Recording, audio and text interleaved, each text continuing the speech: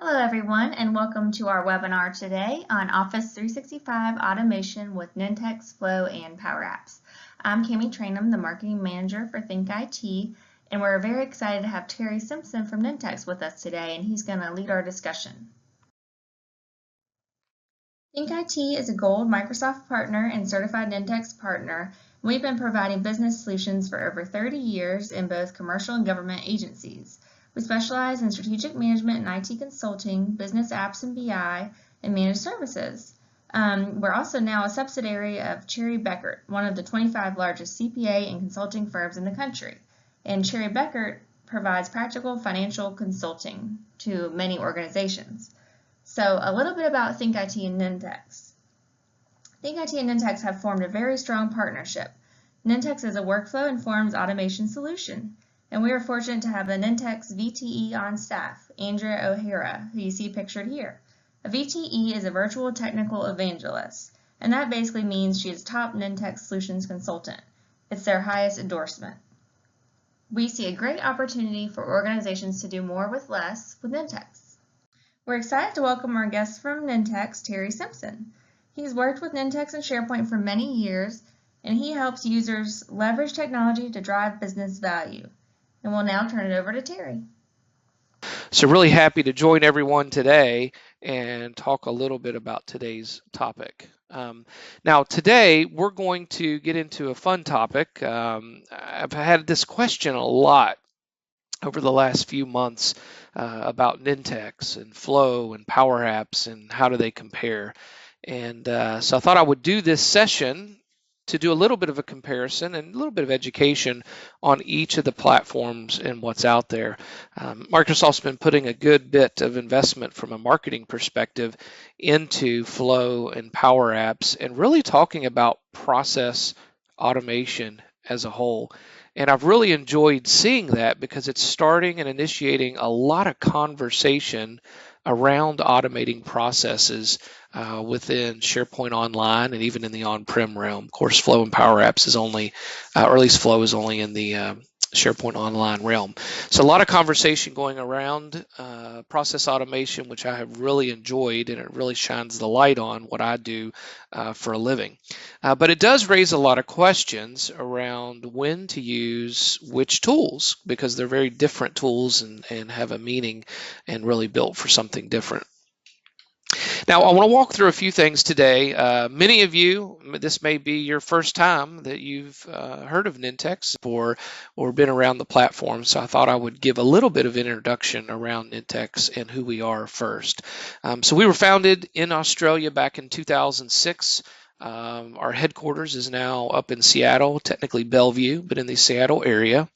And we've got about 500 employees now. So we've gone through a lot of growth in the last few years. We've had a lot of success with the platform, and we've got many offices around the world today. A lot of workflows that have been executed.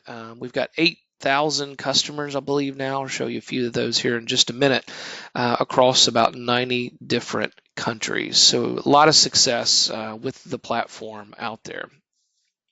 Now, a lot of those customers are spread across a lot of different industries, whether it's technology, manufacturing. We've got a lot within the government space and the government cloud even. Financial services, just a ton of logos that you'll probably recognize here, probably larger logos, but we also have a lot of small companies that are using our platform as well. We've got one of the lowest total cost of ownership, and even for a small organization, it's easy for them to get in at a lower cost point and be able to get a ton of value out of the platform. Now, speaking of platforms, you'll see on the screen here 3 different platforms that we support. So on-prem SharePoint is really where we got our start over here on the left-hand side of the screen. We are simply just an add-on to the SharePoint platform within the on-prem SharePoint realm and still reside there today and will in the future as SharePoint 2019 comes out here very soon. Also, we have a presence within Office 365. So SharePoint Online, you have the ability to go into the App Store and install the Nintex and Forms apps, the two separate ones there, and be able to use it in SharePoint Online as a add-on as well. And then we have probably the most exciting piece that I like to play around with these days is the Nintex Workflow Cloud over here on the right side of the screen. And essentially that's a similar workflow engine from the SharePoint world, just disconnected from SharePoint. Sits out into the cloud by itself, and it allows you to connect all of your kind of internal systems there, or even external as well, in one place. And it also supplements a little bit of what you can do within a place like Office 365 and SharePoint Online. Within SharePoint Online, the only forms that you can have are those internal forms. And with something like Nintex Workflow Cloud, you can inject the concept of an anonymous form.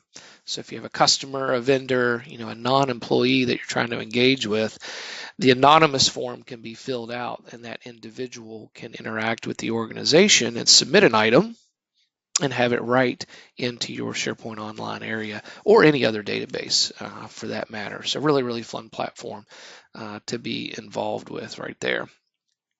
So just a couple things there around the Nintex platform. I wanted to give you a couple of the new features that we have launched here recently, and at least highlight those. I like to do that every time we have one of these meetings. And I wanted to highlight these right here. This box pops up typically when new features are released, and you can come out and see it. And just in case someone's already clicked on it or you have, you can always come under the information tab right here, click on what's new, and you'll be able to see that. So the conditional start is a new feature that's out here that I really like, so that you can go out and place a condition in there that says, hey, maybe the building equal needs to be this dollar value, or a checkbox needs to be checked, or whatever condition it is that needs to be met before the workflow will initiate. So really, really nice to be able to do that. And we also added some designer enhancements in here to be able to zoom in and zoom out of the designer, so you can get a little bit more focused or higher level view as needed. So a couple new features there. And then the other one that's not on here that I wanted to highlight was the new governance feature as well. So now we have the ability to come in and turn on some administrative items related to who can publish workflows. So we've had a lot of clients who have requested a little bit more access around controlling who can publish workflows beyond just the native SharePoint permissioning. And that feature is really nice, because if an organization only wants a handful of folks to be able to actually publish the workflow, then they can go and do that. So really excited about those new features that have come out here recently. Now here's what we're going to talk about today. We're going to do a little bit of a comparison or more education on PowerApps, Nintex, and Flow. When should you use them? How are they used? A lot of different applications that we're going to run across today in the conversation here. And I wanted to start with PowerApps at the top here and talk about that for a little bit. So many of you may or may not be familiar with PowerApps, but essentially it's a platform that allows you to build out some business applications and mobile applications. A lot of folks look at this as a form tool to be able to take input or intake information and write to a database and potentially kick off a workflow or do something like that. Now, PowerApps is included in Office 365 plans from E1 or higher. So if you have that E1 or higher plan, you have PowerApps available to you, and you can start using that tool. Now, PowerApps, and I think a lot of folks don't realize this, that PowerApps is technically independent of SharePoint.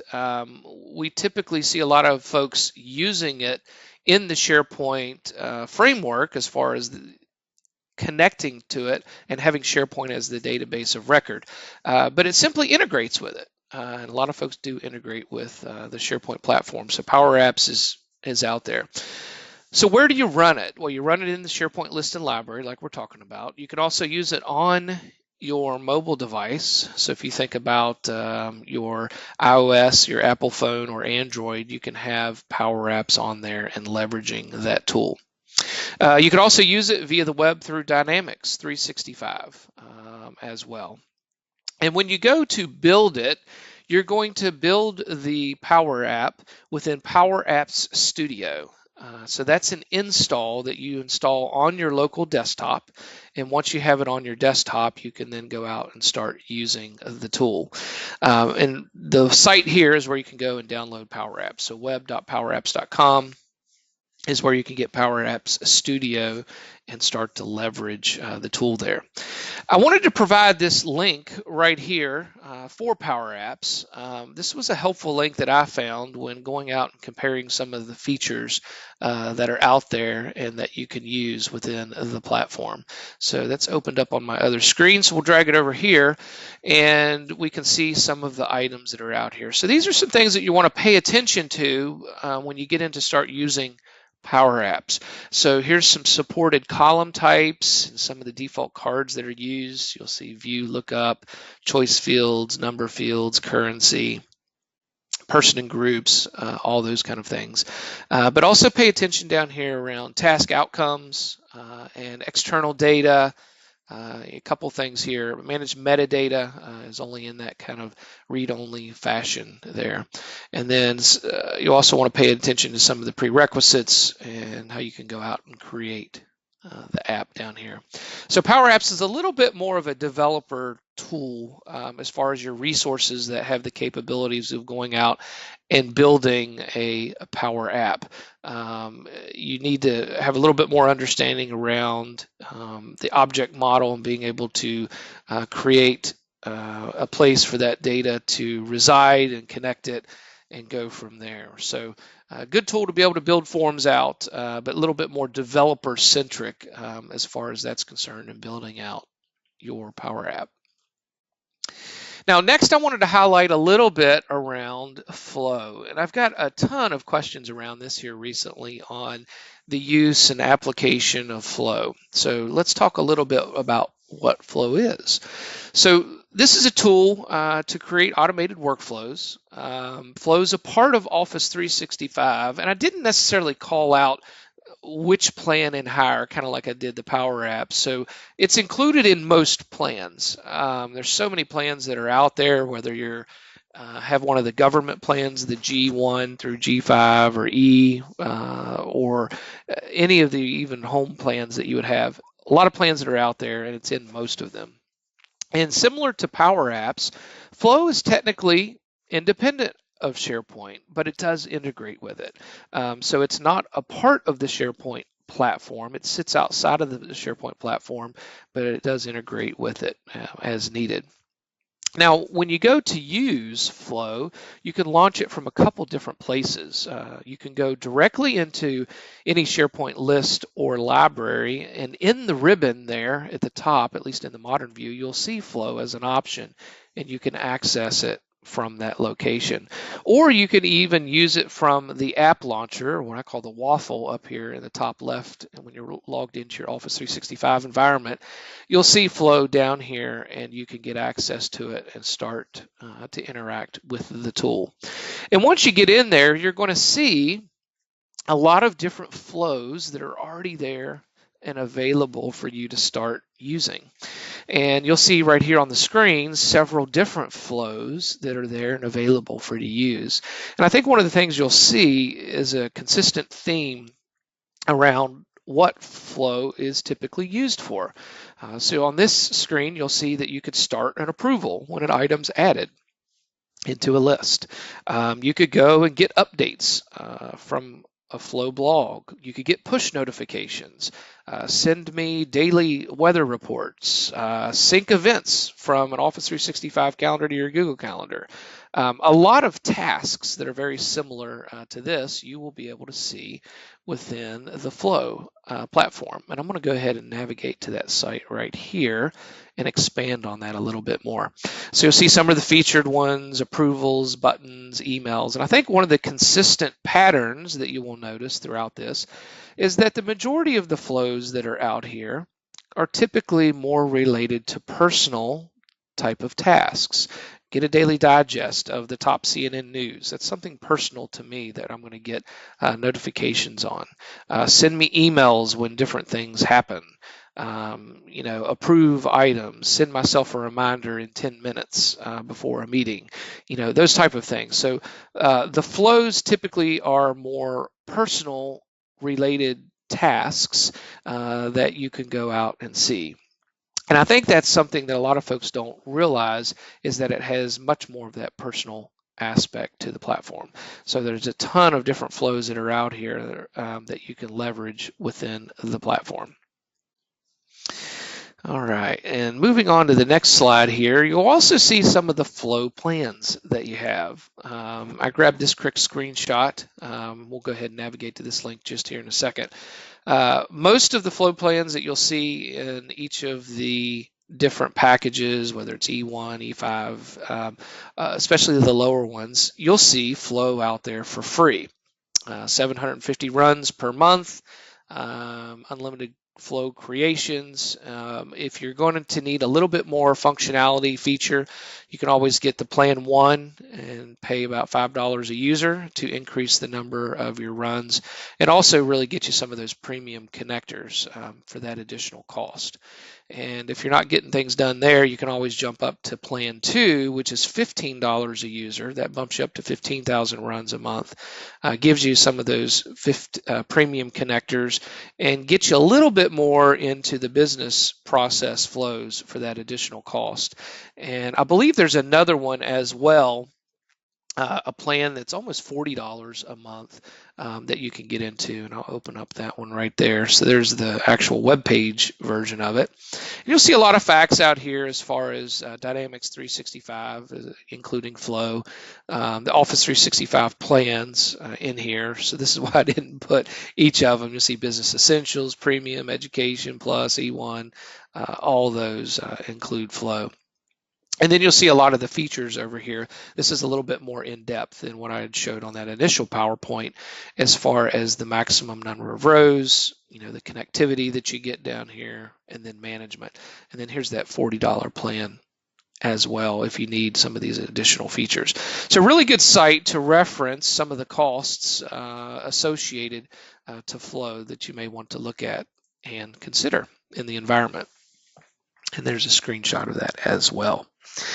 Now I wanted to go on to the next slide, and similar to what I did within the PowerApps realm, I wanted to highlight a few features within Flow that you may want to pay attention to. And I think a lot of folks that I get questions from a lot, I'll reference them to this site when they start to do a little bit of a comparison to understand what the platform can and can't do. And so this site here shows you a little bit around, the messaging sizes that are out there, the retry policies, but this is a couple things here I wanted to highlight. So the run duration. So when you initiate a flow, let's say you create a new item in a list, and it writes that data to the list in the workflow where the flow is going to start. That flow is only going to run for 30 days. And after 30 days, that flow is going to time out at that point. So that can be a little challenging if you run into a situation where you're doing like an onboarding of an employee. And maybe from the time the job application comes in until we get the employee onboarded, that might take more than 30 days. Or a lot of times what I see in a workflow is you'll have a separate workflow for the actual onboarding piece, like the first day that I come to work, and you fill out the paperwork, get everything signed, and then maybe you want to do a 60-day review with the employee. And in that situation, you can't do that inside the same flow because it's going to expire at 30 days. So it's something to pay attention to. And I understand why Microsoft does that, because if you think about the number of flows that would be running out in the ecosystem, you don't want to have so many flows that are just hanging out there in a running state that could potentially be consuming resources. So to keep it clean, they're limiting that to 30 days right there. You'll also see some other elements in here as far as looping, debatching limits that are in here, definition limits as far as actions per flow.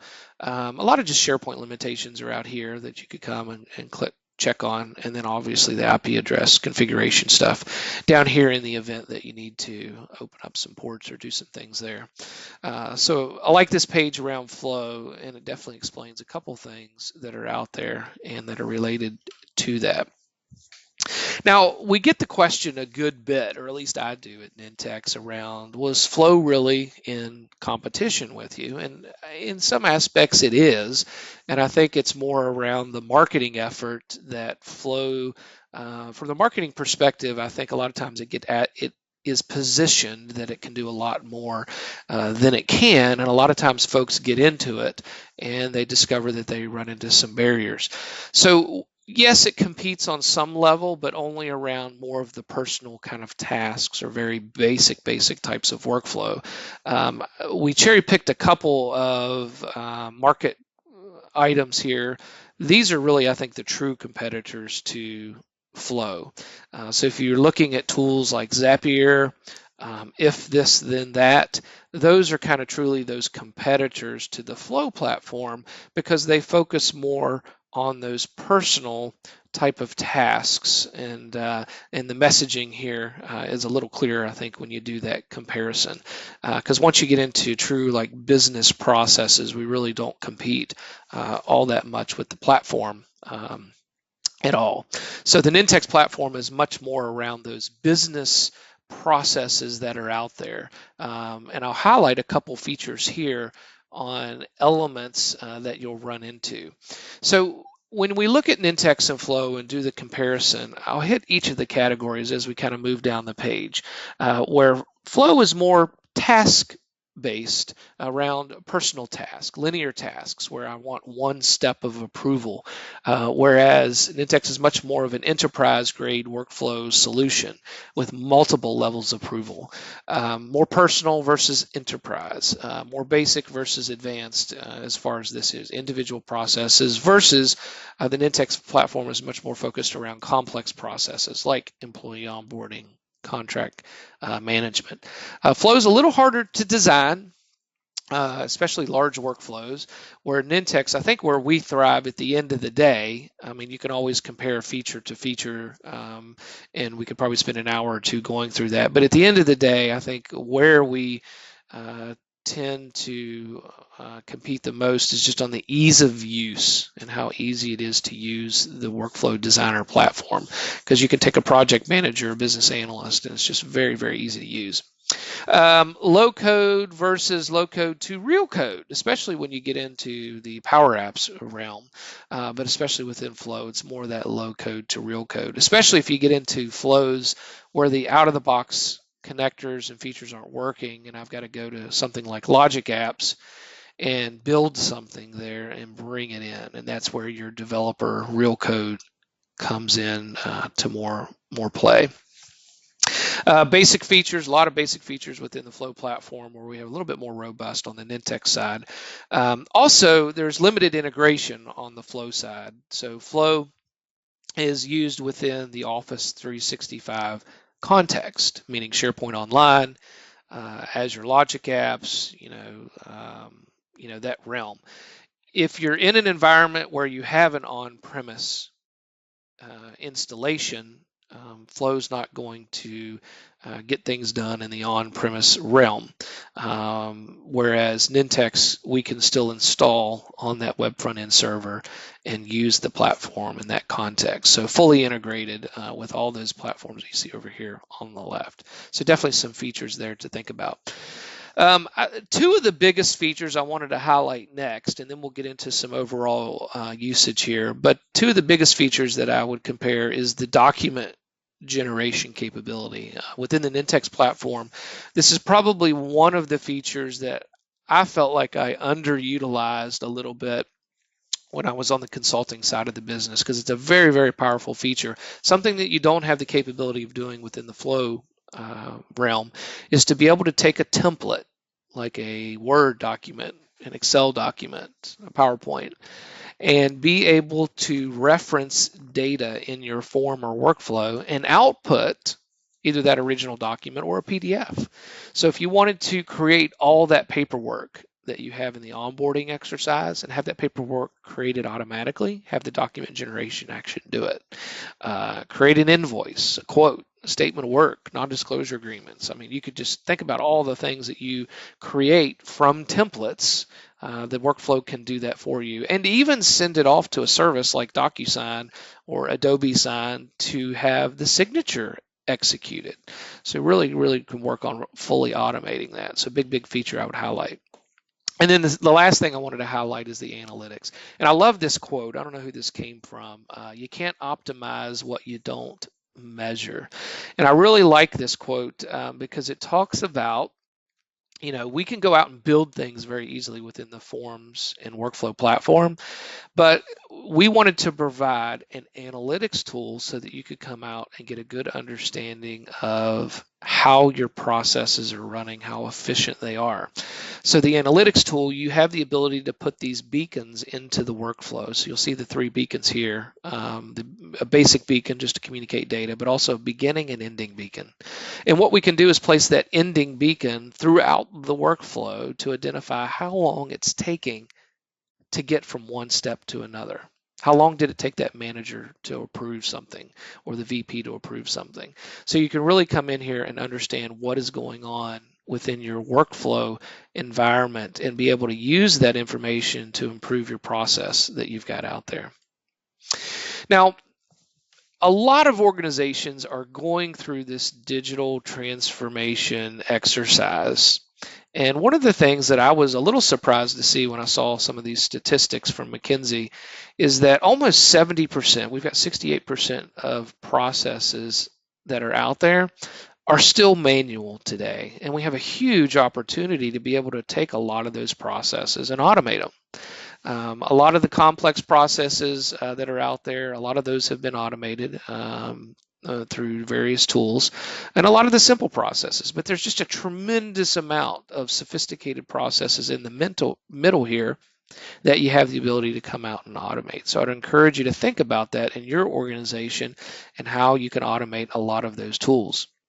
Now, what are you going to use to automate those? Over on the complex route, you probably have some custom developed solutions, real heavyweight solutions, where things are already there.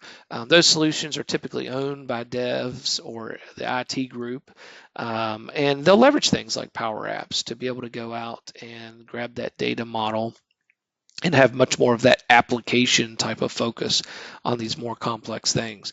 Over on the very simple processes, you'll see things like Flow being used for those simple processes. But where Nintex fits in is right here in the middle of these sophisticated to complex processes where we can help automate these solutions in a very easy way with our no-code type of solution. So definitely a good platform for all of that. So we have a lot of Microsoft customers who have chosen Nintex as their platform of choice when it comes to workflow and forms and automating their processes that are out there. Very fast way to come out and just build apps. So the drag and drop flexibility, the advanced workflow capabilities to build out those workflows is just really popular with our platform. Also, we have one of the lowest total costs of ownership out there. So when you start to break down the cost of your average employee being able to use the Nintex platform, when you start looking at the numbers and the number of workflows that you have, it's a very low cost of ownership, and it's very low entry to get into the tool to be able to use it, especially if you're only automating a few processes that are out there. So definitely something to check into. And also we have a really high overall satisfaction rate from a lot of our partners and customers that are out there. We've gotten several awards from Microsoft, especially here recently with Best Overall App within Office 365 and also Most Business Value. So a lot of value that's going to come out there in those tools. And I like this last slide. Not all processes are really created equal. When you think about Flow, it's Flow's looking to transform individual productivity tasks. Really not business processes, but individual productivity tasks. And I think it's great for that type of stuff. So I think when you're reaching into your toolbox, make sure that you're grabbing the right tool for the right solution that you're trying to implement. And Nintex, we've been transforming processes around the organization for years now. So really glad to see that. And then the last thing I wanted to highlight down here at the bottom, because we definitely didn't want this to come across as we were trying to beat up Flow at all in Power Apps. Today, it's just a matter of making sure that you're using the right tool and the right process. But I wanted to highlight this as well. Microsoft loves Nintex too. We drive a lot of consumption of the Office 365 platform and process automation. So down here you'll see Microsoft Office SharePoint Application Partner of the Year. And I know at Ignite this year, we had a couple things that we won that I just mentioned a second ago. So as far as Nintex Workflow for Office 365, we were awarded Best Overall App. And related to Nintex Forms for Office 365, Best Overall value. And we're also one of the leading Microsoft co-selling partners. So we definitely enjoy the Office 365 platform, and we're very much committed to that platform here at Nintex. So hopefully this is a good overall rundown of Power Apps and Flow and Nintex to give you kind of that basic understanding of what's going on between the three. So I definitely encourage you to come and check out the three. Just make sure you have a good understanding of how and when to use each of those applications. And I think at the end of the day, obviously I work for Nintex, but where you'll find the largest difference is just the ease of use and how easy it is for that project manager, that business analyst, that non-technical person to be able to come out and build workflows, build forms, and be able to manage those processes within the platform in a very easy way. We're continuing to invest all the time into our platform and push the bar a little further and further and further with new features and new functionality. And I think that's one of the things that you'll see if you follow the Nintex roadmap of where we're going with our workflow and forms tool. It's definitely a wonderful platform to get on because you're going to get a ton of those new features and those new functionality coming out. And matter of fact, within our workflow cloud tool, we release those features every 2 weeks. And so every 2 weeks, you're going to see new functionality in the tool. So it's not like we're going to wait every quarter or every year to release a lot of those functionality. So thank you all for joining this presentation today.